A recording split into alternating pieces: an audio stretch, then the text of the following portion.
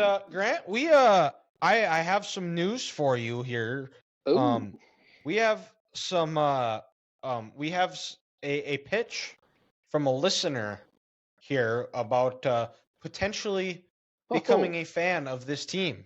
Oh, we do now. So Grant, yes, and after that we'll talk and see where you're at. If you've heard from some other people, I saw that there were some people that are some Iowa fans that are asking you to take your name out of the fan transfer portal. So, Iowa still is on the table, but Grant, this one is coming in from a listener.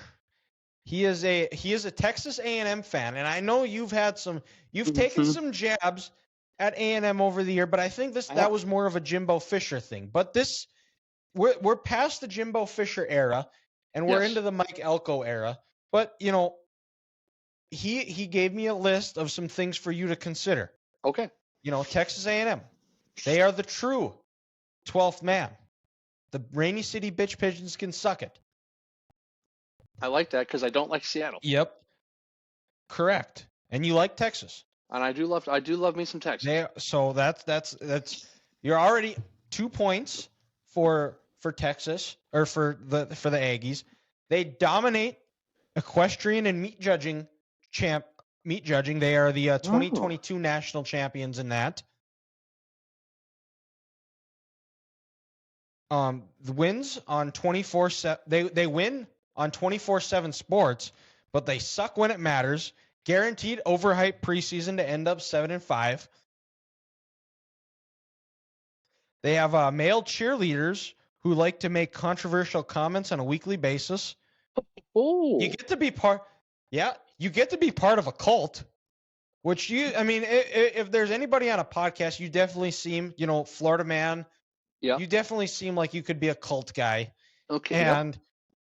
And Johnny Manziel was one of the baddest motherfuckers to ever play college football.